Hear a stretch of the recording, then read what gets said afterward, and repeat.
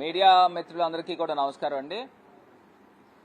నిన్న రాత్రి అందరికీ తెలిసిందే, ఒక సంచలనానికి తెలుగుదేశం పార్టీ రోజుకొక అంశంతో వీళ్ళ యొక్క నిజ స్వరూపాలు ఏంటనేది బయటపడతా ఉంది. ఇది తెలుగుదేశం పార్టీ కాదు, తెలుగు డ్రగ్స్ పార్టీ కిందన కనిపించిన విధానం కనబడుతోంది. సాక్షాత్తు ఒక పార్లమెంట్ సభ్యుడు ఢిల్లీలో పార్లమెంట్లో చట్టాలు చేయాల్సిన వ్యక్తి డైరెక్ట్గా డ్రగ్స్ సేవిస్తూ, మళ్ళీ దాంతోపాటు మిగతా మాజీ శాసనసభ్యులు లేకపోతే ఎమ్మెల్యే కొడుకులు, మిగతా బిజినెస్ టైకూన్స్ అందరూ కలిపి రేవ్ పార్టీలో ఇన్వాల్వ్ అయ్యి, దాంతోపాటు ఓపెన్ ఫైరింగ్, గన్నుతో ఓపెన్ ఫైరింగ్ చేస్తూ, మరి నిన్న హైదరాబాద్లో ఈగల్ టీమ్కి పట్టుబడిన ఈ గనుల్ని చట్టసభల్లో కూర్చోపెట్టిన గొప్ప వ్యక్తులు చంద్రబాబు నాయుడు గారి ప్రభుత్వం. నిజంగా ఎంత దారుణమో చూడండి. వీళ్ళు చెప్పే అన్ని శ్రీరంగ నీతులు. ఇక్కడ సాక్షాత్తు ఈ ఏలూరు ఎంపీ పుట్ట మహేష్ సాక్షాత్తు తిరుమల తిరుపతి దేవస్థానము మాజీ చైర్మన్ కొడుకు. అంటే ఏ రకంగా విషయాలు బయటకు వస్తున్నాయి, వెలుగులోకి వస్తున్నాయి అనేది కనబడతా ఉంది. నేను ఇవాళ ఒక్కటే సూటిగా ప్రశ్నిస్తా ఉన్నా, ఇప్పుడు దాకా తెలుగుదేశం పార్టీ ఏం స్పందించింది?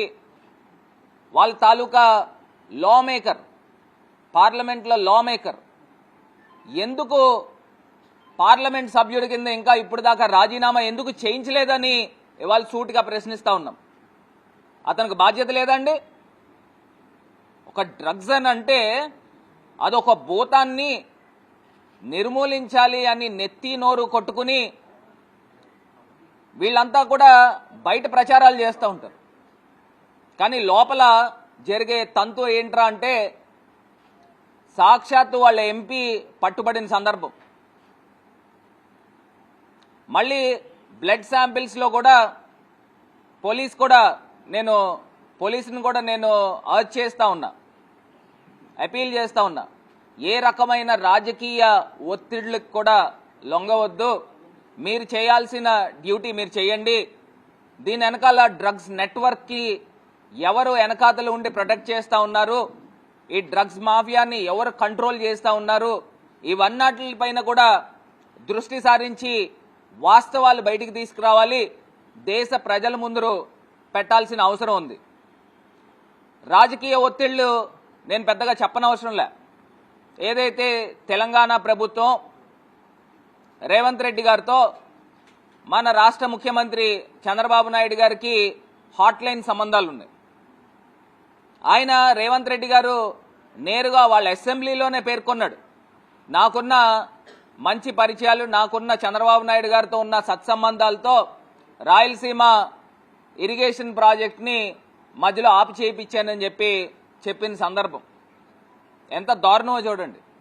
సాక్షాత్తు వాళ్ళ స్టేట్ అసెంబ్లీలో తెలంగాణలో వాళ్ళ ముఖ్యమంత్రి, తెలంగాణ ముఖ్యమంత్రి చెప్పిన సందర్భం. దాని గురించి ఆంధ్రప్రదేశ్ రాష్ట్ర ముఖ్యమంత్రి కానీ లేకపోతే మంత్రులు కానీ నీళ్లు నవ్వులేలు తప్పితే వాస్తవాలు బయటికి రాల. అంటే ఈ రకమైన హాట్ లైన్ సంబంధాలు ఉన్నాయి. చంద్రబాబు నాయుడు గారికి కాంగ్రెస్ పార్టీతో కూడా హాట్ లైన్ సంబంధాలు ఉన్నాయి. ఆయన ఏ రకంగా అయితే దాన్ని వాళ్ళ తాలూకా ఎంపీని ప్రొటెక్ట్ చేసుకునే దాంట్లో చాలా బిజీ అయిపోయారు. దాన్ని ఒక మీడియా, వాళ్ళకి సంబంధించిన ఎల్లో మీడియాతో కూడా ఒక నెరేటివ్ను కూడా డ్రైవ్ చేసే కార్యక్రమం కూడా శ్రీకారం చుట్టారు. అది ఇండివిజువల్ సమస్య, మా సమస్య కాదు అనే విధంగా మాట్లాడే కార్యక్రమం కూడా చేస్తూ ఉన్నారు. నేను ఇవాళ సూటిగా అడుగుతా ఉన్నా, మీ తాలూకా ఎంపీతో ఎప్పుడు రాజీనామా చేపిస్తా ఉన్నారు చంద్రబాబు నాయుడు గారు అని ఇవాళ ఫస్ట్ క్వశ్చన్ ఆయనకి రైజ్ చేస్తా ఉన్నా. రెండో అంశము, అసలు తెలంగాణలోనే కాదు ఆంధ్రప్రదేశ్లో కూడా మేము నెత్తి నోరు కొట్టుకుంటా ఉన్నాం. మీరు కాలేజెస్లో అయితే కానివ్వండి, మామూలు యూత్కి అలవాటయ్యే కార్యక్రమం, మొత్తం వాళ్ళ భవిష్యత్తులో కాలరాసే కార్యక్రమం, ఈ నెట్వర్క్ జరుగుతూ ఉంది, దీన్ని డ్రగ్స్ని మొత్తం అరెస్ట్ చేయాలి, ఎలిమినేట్ చేయాలి అని చెప్పి మేము పోరాటం చేస్తూ ఉన్నాం. మరి మా టైంలో మా ప్రభుత్వం ఉన్నప్పుడు ఎప్పటికప్పుడు డ్రగ్స్ ఎవరైతే ఆ పెడ్లర్స్ ఉన్నారో వాళ్ళని ఎప్పటికప్పుడు పట్టుకుని పేపర్లు కూడా వచ్చిన సందర్భాలు, ఎప్పటికప్పుడు దీనిపైన కట్ త్రోట్గా ఉండే సందర్భాలు. మరి ఇవాళ గాలికి వదిలేశారు. ఇవాళ మీరు చూడండి, ఆంధ్రప్రదేశ్లో మద్యం ఏరులై పారుతా ఉంది. వీధికి ఒక బెల్ట్ షాపు, ప్రతి చోట మీరు చూడండి ఎంఆర్పి ధరల కన్నా ఎక్కువ అమ్ముతా ఉన్నారు. వాళ్ళు రాజమండ్రియే పెద్ద క్లియర్ ఎగ్జాంపుల్. వాళ్ళ తెలుగుదేశం పార్టీ రాజమండ్రి అధ్యక్షుడే డైరెక్ట్గా ఇక్కడ మద్యం మాఫియాని నడుపుతా ఉన్నాడు. రేట్లు అమ్ముకోవాలి, మనం లిక్కర్ తయారు చేసుకునే విధానాల గురించి కూడా మాట్లాడారు. ఎమ్మెల్యే కింద మామూలు ఇవ్వాలి అంటే ఇంత దారుణంగా ఆంధ్రప్రదేశ్లో చంద్రబాబు నాయుడు గారి ప్రభుత్వంలో మరి జరుగుతూ ఉంటే, నిన్న నేరుగా తెలంగాణ హైదరాబాద్లో అక్కడ రేవ్ పార్టీలో క్లియర్గా దొరికిన సందర్భం. మరి తెలుగుదేశం పార్టీ ఇప్పుడు దాకా ఏం స్పందించింది అని అడుగుతా ఉన్నాం. చంద్రబాబు నాయుడు గారు కానీ, లేకపోతే విద్యాశాఖ మంత్రి యాక్టింగ్ సీఎం లోకేష్ కానీ ఏం స్పందించారని అడుగుతా ఉన్నా. అంటే ఇంత దారుణంగా ఎన్డీఏ ప్రభుత్వంలో బీజేపీతో భాగస్వామ్యులై ఉండి వాళ్ళ ఎంపీ రకంగా ఘటనకి కొకేన్తో బ్లడ్ శాంపిల్స్తో క్లియర్గా పట్టుబడిన తర్వాత అసలు నైతిక బాధ్యత వహించి ఇమీడియట్గా మార్నింగే వీళ్ళు ప్రెస్ స్టేట్మెంట్ ఇవ్వాలా? ఎందుకు ఇవ్వలేదని అడుగుతా ఉన్నా. అంటే ఈ విషయాన్ని చాలా సీరియస్గా తీసుకోవాల్సిన అవసరం ఉంది. వైఎస్ఆర్ కాంగ్రెస్ పార్టీ దీన్ని పూర్తి స్థాయిగా ఖండిస్తూ ఉన్నాము. కాంగ్రెస్ పార్టీ ఖచ్చితంగా ఈ పుట్టా మహేష్ అనే వ్యక్తి కేవలము ఒక పావు మట్టికే, దీని వెనకాల నెట్వర్క్స్ ఇంకా చాలా పెద్ద పెద్దవి ఉన్నాయి. వీళ్ళందరూ కూడా బయటికి రావాలి. అంటే సాక్షాత్తు ఒక ఎంపీనే డైరెక్ట్గా డ్రగ్స్ తీసుకుంటా ఉండి జేబుల్లో పిస్టల్స్ పెట్టుకుని గాల్లో పోలీస్ టీం వస్తున్నారని చెప్పి గాల్లో షూట్ చేస్తూ ఉంటే అసలు ఇది గూండారాజు కాకపోతే ఏ రాజ్యం అండి అని అడుగుతున్నా. అంటే డైరెక్ట్గా చంద్రబాబు నాయుడు గారికి అటు తెలంగాణ ప్రభుత్వంతో మంచి సత్సంబంధాలు ఉన్నాయి. మరి వాళ్ళ ఎంపీని ప్రొటెక్ట్ చేయడానికి విశ్వ ప్రయత్నాలు చేసి ఉంటారు. కాకపోతే ఇది మీడియా మీ యొక్క ప్రోత్సాహము, మీరంతా కూడా చాలా యాక్టివ్గా ఉండడం వలన అక్కడ ఎవరెవరు ఉన్నారనేది ముందరే విజువల్స్ బయటకు వచ్చేసినాయి. బయటకు వచ్చిన తర్వాత దాన్ని ప్రొటెక్ట్ చేయడం కూడా అయి ఉండకపోవచ్చు నాకు తెలిసి. మీడియా కూడా ఫోర్త్ పిల్లర్ కింద వ్యవహరిస్తుంది కాబట్టే ఈ అక్రమ సంబంధాలు ఇవన్నీ కూడా బయటకు వస్తూ ఉన్నాయి. ఇవాళ నేను ఒక్కటే సూటిగా ప్రశ్నిస్తా ఉన్నా, చంద్రబాబు నాయుడు గారు మీరు ఇమీడియట్గా బాధ్యత తీసుకుని ఇలాంటి వ్యక్తులు పార్లమెంట్ సభ్యుల కిందన ఎట్టి పరిస్థితుల్లో కూడా పనికిరారు. మీరు ఇమీడియట్గా నైతిక బాధ్యత తీసుకుని మీ ఎంపీతో మీరు పార్టీ నుంచి సస్పెండ్ చేయడమే కాదు, ఇమీడియట్గా ఫస్ట్ రాజీనామా చేయించండి.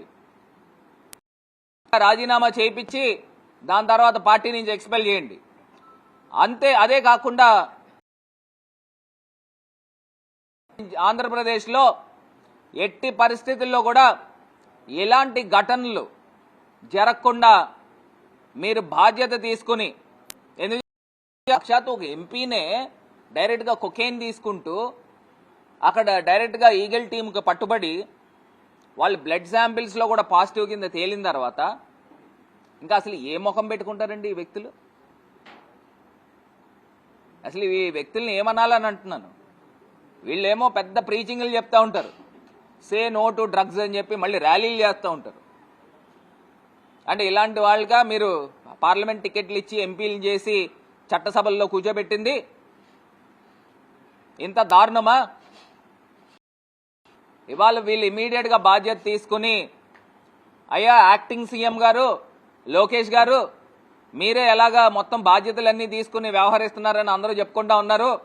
మీ ఎంపీతో ఫస్ట్ రాజీనామా చేయించండి. ఎలాగా బీజేపీ ఎలాగో ఉన్నారు వెనకాతల, మరి వాళ్ళు పెద్దన్న పాత్ర పోషిస్తూ ఉన్నారు కదా, మరి వాళ్ళు స్టేట్ అధ్యక్షుడైన ఇమీడియట్గా ఈ పార్టీకి రెస్పాండ్ కావాలా? ఇది స్మాల్ ఇష్యూ ఏం కాదండి, ఇది ఇట్స్ వెరీ సీరియస్ ఇష్యూ. మరి ఇంత దారుణమైన ఘటన జరిగిన తర్వాత కూడా ఈ తెలుగుదేశం పార్టీ వాళ్ళు ఇప్పుడు దాకా స్పందించలేదు. ఇప్పుడు దాకా దీన్ని చేతులు దులుపుకుని ఒక ఇండివిజువల్ ఇష్యూ కింద చిత్రీకరించే కార్యక్రమం చేస్తూ ఉన్నారు.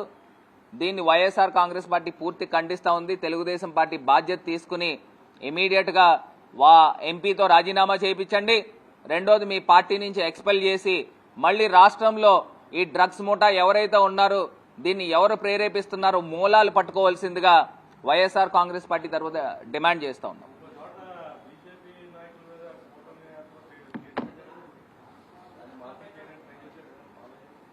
ఏదండి?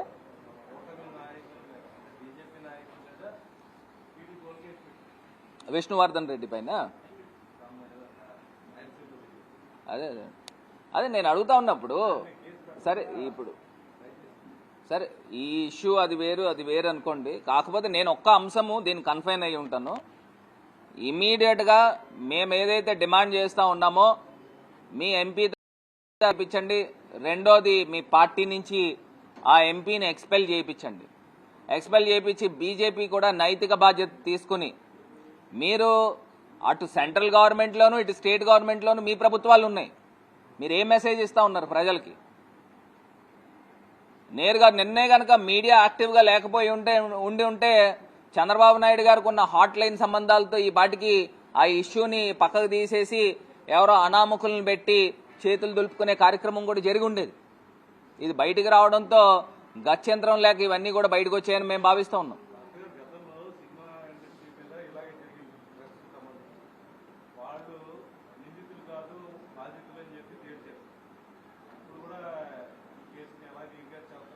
అదే నేను స్టార్టింగే ముందరే చెప్పేశాను, హాట్ లైన్ సంబంధాలు ఉన్నాయని ముందరే చెప్పేశాను. కాకపోతే ఇది ఆల్రెడీ ప్రజల ముందరకు వచ్చేసింది. ప్రజల ముందరకు వచ్చిన తర్వాత మీడియా ఉండడం వలన ఇదంతా యాక్టివ్గా ఉండి ప్రజల ముందరకు వచ్చింది. ఇప్పుడు ఎవరు ఉత్తములో ఎవరు దుర్మార్గులు ఇక్కడ క్లియర్గా అర్థమైపోతుంది. ఇప్పుడు నిన్న గన్ను కూడా ఉందండి, ఓపెన్ ఫైర్ చేశారు. ఇప్పుడు దాన్ని అయితే తప్పించలేరుగా.